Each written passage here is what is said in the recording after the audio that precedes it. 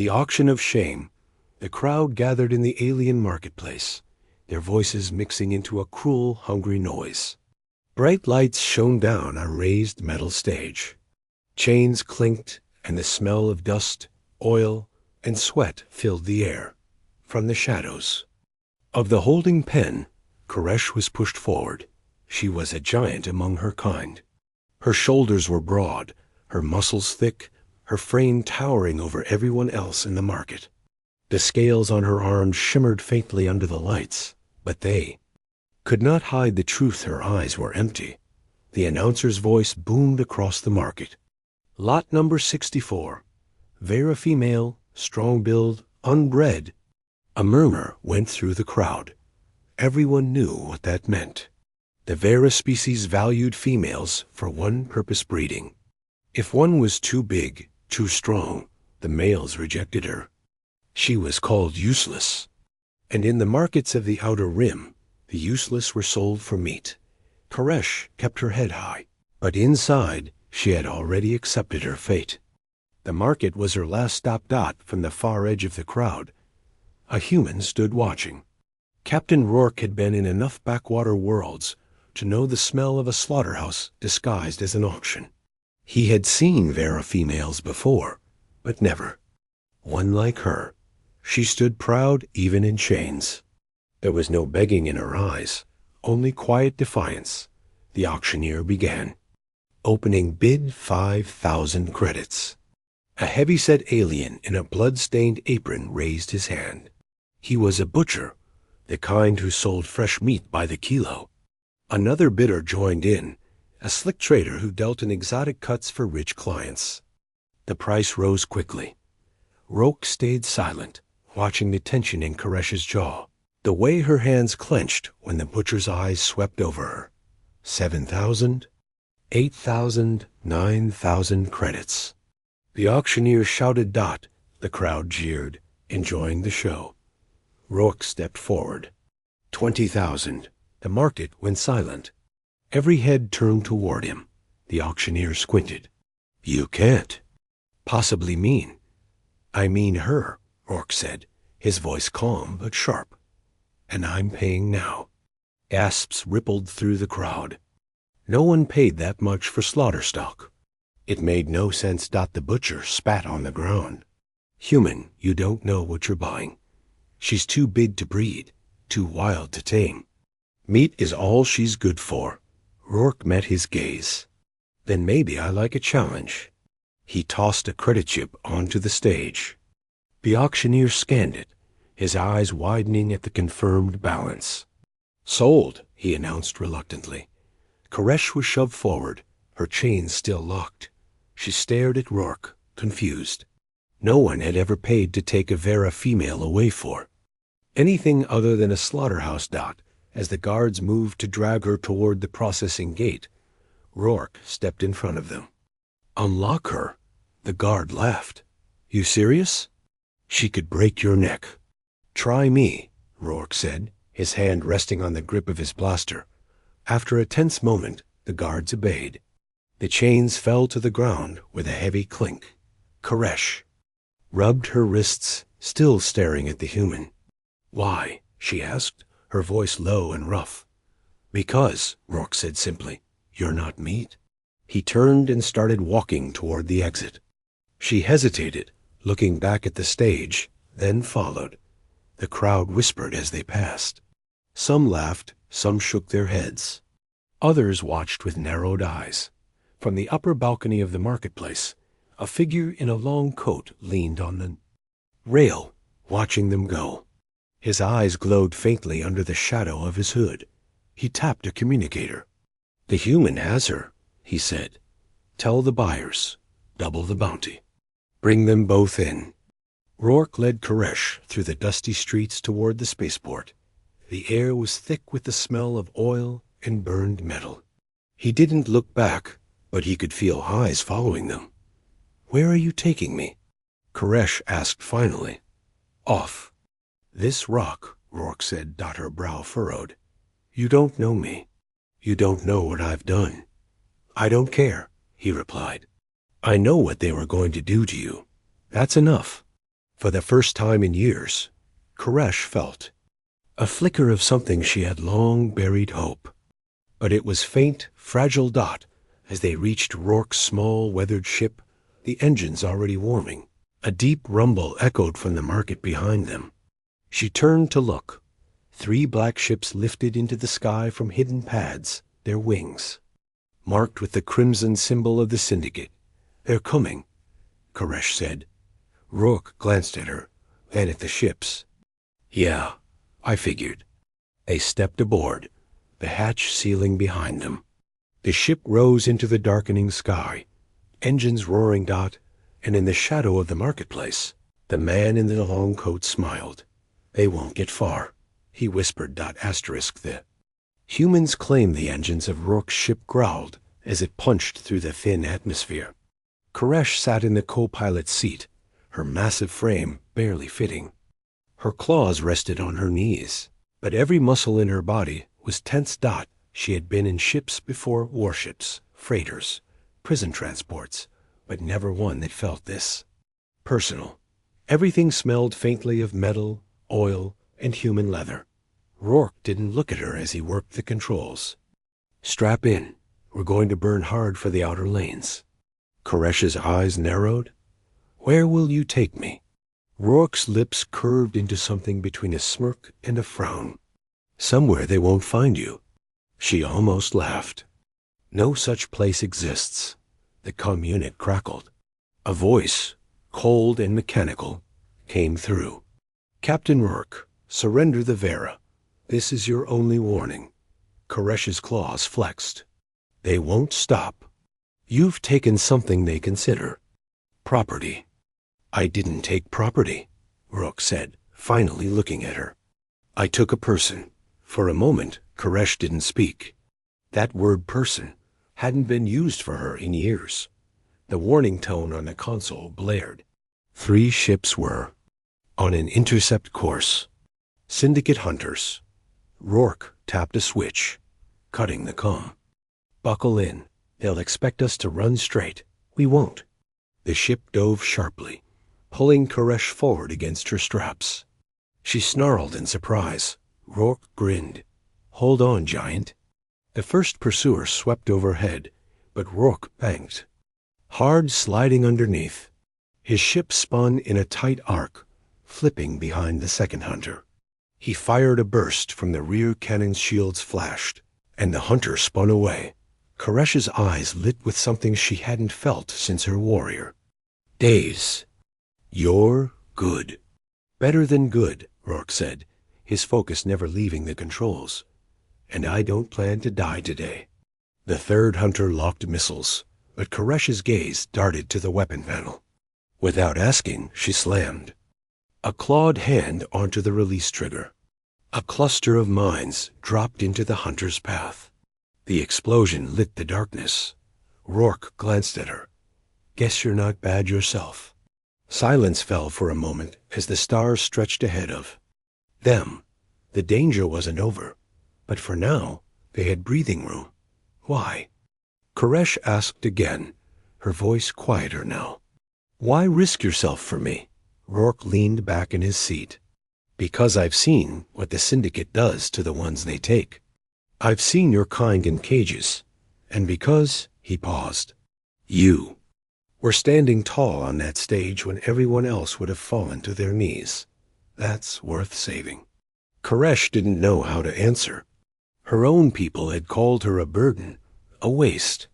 And here was a human small compared to her, claiming her, as if she mattered.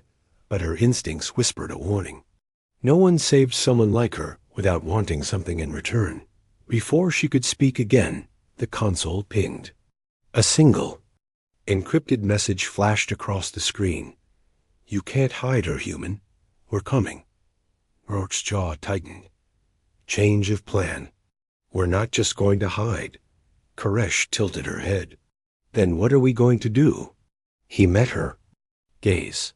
"We're going to make them regret ever thinking you were theirs."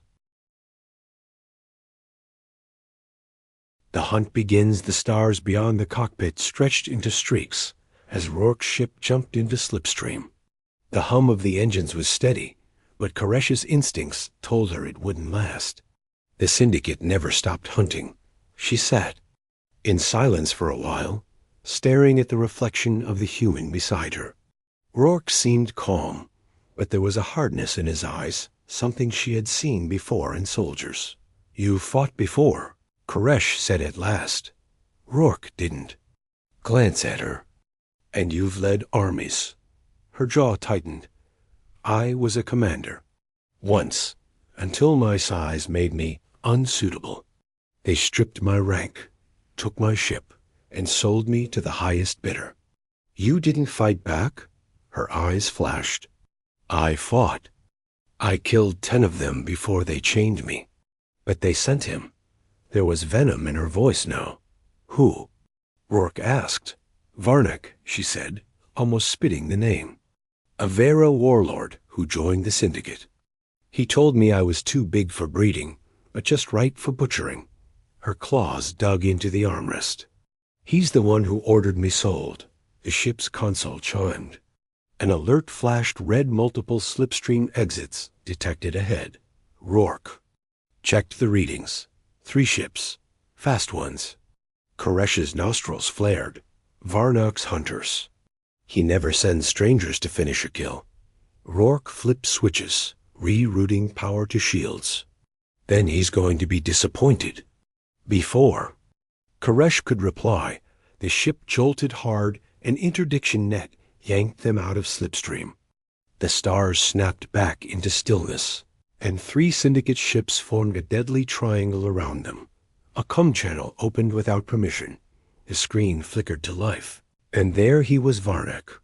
His thick Vera armor gleamed under dim light, and the scars across his snout told a lifetime of violence. "Koresh," he said, voice dripping with mockery. "Still too large for a mate, but perfect for my table."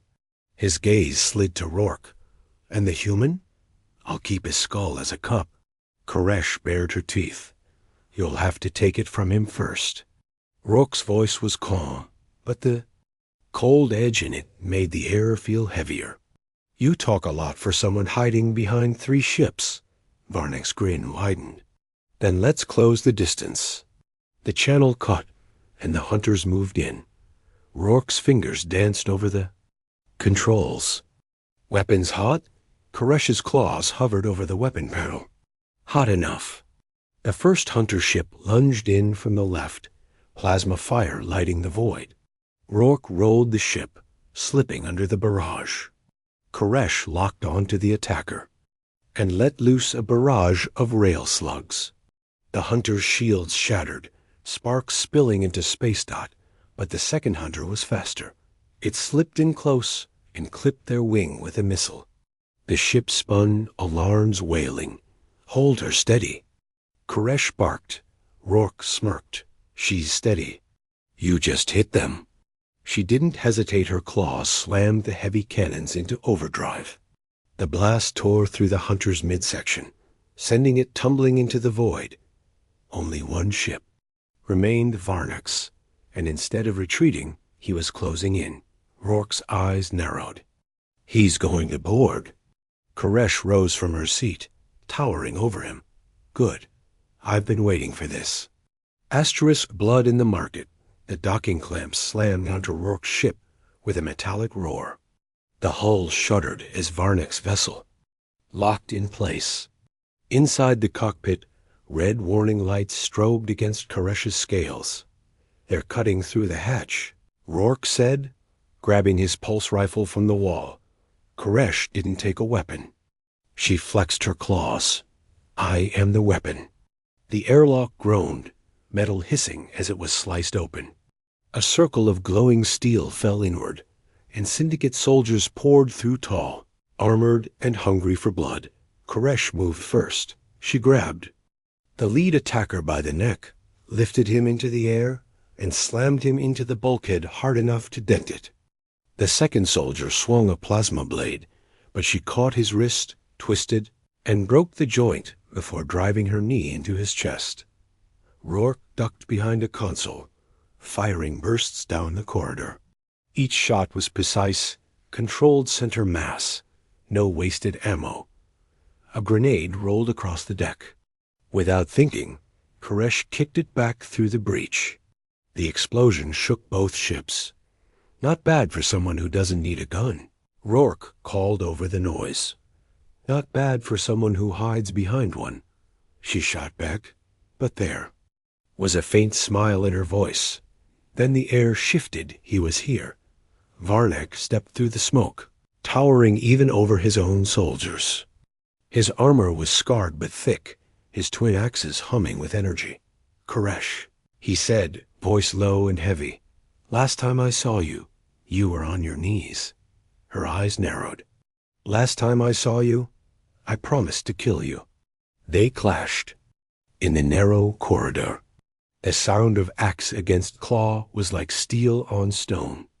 Sparks flew as Koresh deflected a killing strike, slamming her shoulder into Varnak's chest. He staggered but didn't fall. Rourke moved to help, but 3 Syndicate soldiers cut him off. He switched to a combat knife, slashing low and quick, dropping one before the others could react.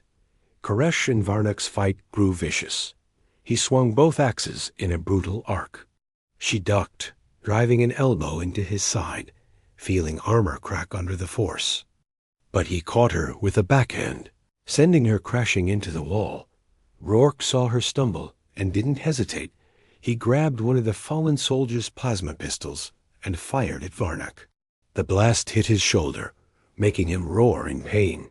Koresh surged back to her feet, rage burning in her eyes. She's not meat, Rourke shouted, echoing his words from the auction. Her claws shot forward, catching Varnak's axe arm, twisting until the weapon dropped. She slammed him into the deck, claws at his throat, but before she could finish him, an alarm blared. The ships were separating. Varnak's forces were retreating, dragging their leader back through the breach. Koresh's chest heaved as she watched him vanish into the smoke. They'll be back, she said. Rourke nodded, reloading his rifle. Good. I hate unfinished business. The last stand, the scars from Varnak's boarding attempt, still marred Rourke's ship when they touched down on a barren moon in the shadow of a dying star.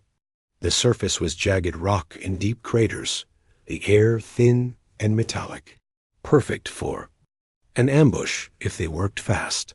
Koresh scanned the horizon. They'll track us here within hours.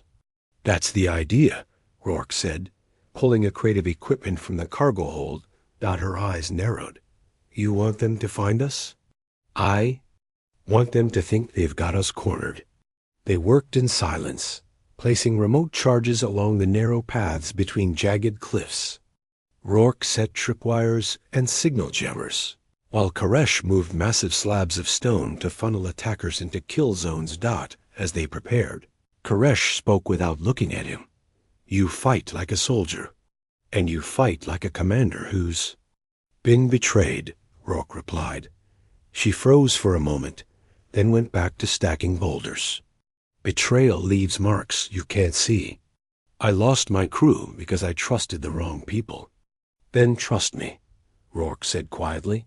Her gaze met his, and for the first time, she gave a small nod.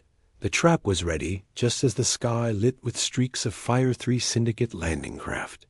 The ground trembled as they touched down, disgorging armored soldiers into the canyons. Koresh crouched beside Rourke behind a rock ledge. Varnak will come himself. Good, Rourke said, arming the detonator. I've got something special for him. The first wave of soldiers entered the canyon. Rourke triggered the charge as explosions ripped through the narrow path, sending rock and shrapnel raining down. Survivors stumbled forward into Koresh's wading claws. She fought like a storm, tearing through armor, her massive frame moving. With deadly precision, Rourke covered her from above, picking off soldiers before they could flank her. Then the air grew heavier. Varnak had arrived. He strode into the canyon, his armor patched but still imposing, his axes glowing red. You can't hide forever, Koresh. He roared. I'm not hiding, she growled back. Rourke dropped down beside her, rifle ready. "Let's finish this." Varnek charged, the ground shaking under his weight. Koresh met him head-on, their clash echoing like thunder across the moon. Rourke flanked him, firing into weak points in his armor. The fight was brutal Varnek's. Strength against Koresh's fury, Rourke's precision cutting through his defenses. Blood and sparks flew. Finally, Koresh wrenched one of Varnek's axes away and drove it deep into his chest. He staggered, snarling in disbelief. "This is for every life you sold," she hissed, pushing him back. With one last shove, Varnek fell to his knees. But the glow in his eyes didn't fade. "They'll come for you both," he rasped, "and they'll never stop." Then he collapsed, the light leaving him. Koresh stood over his body, chest heaving. Rourke placed a hand on her arm. "Then we'll make sure they regret it." Asterisk the warrior's oath. The barren moon was silent now. The fires from the battle had burned out, leaving only smoke curling from shattered rocks and broken armor. Varnek's body lay where it had fallen, his massive form casting a long shadow under the dying star. Koresh stood over him for a moment longer, her claws still stained with his blood. For years, his name had haunted her dreams. Now there would be no more nightmares, only the weight of what came next. Rourke approached from behind, his rifle slung across his back. "It's done," he said quietly. Koresh turned to him, her golden eyes fierce, yet softened in a way he had never seen. "No," she replied, "this was only the first blow. The Syndicate will hunt us harder now. Killing him makes you their enemy as much as me." "I figured," Rourke said with a shrug. "But I've been hunted before." For a long moment, they just stood there, the wind whistling through the canyon walls. Then Koresh knelt before him, not in defeat, but in something older, deeper. "This is the Vera Oath," she said, her voice low and steady. "I pledge my life to you, Captain Rourke. Until the stars burn cold, my claws will be yours, my strength will be yours, my blood will be yours to spill or to protect." Rourke stared at her, caught between surprise and something else, heavier. "You don't have to do that." "I do," she said, meeting his gaze, "because no one has ever called me more than meat. No one but you." He reached down, offering his hand. "Then stand. I don't need you kneeling for me. I need you fighting beside me." She took his hand and rose, towering over him, yet smiling in a way that made her look almost human. They loaded the last of their supplies back onto the ship, leaving the battlefield behind. As the engines rumbled to life, Rourke set a course away from the moon, but the nav console pinged with an incoming signal. Koresh frowned. "Another Syndicate broadcast?" Rourke checked the screen. His jaw tightened. "No, this is bigger. The bounty on us just went public." The screen flashed with the message. "Human Captain Rourke, 1.5 million credits. Viara, Warrior Koresh, 2 million credits. Dead or alive?" Koresh's smile returned, sharp and dangerous. "Then let them come." Rourke's grin matched hers. "They won't be the first to regret it." The ship lifted from the moon, disappearing into the black, but far away, in countless shadowed rooms across the galaxy, hunters were already sharpening their blades. And somewhere, in the hidden heart of the Syndicate, a new name was whispered: the human and the giant.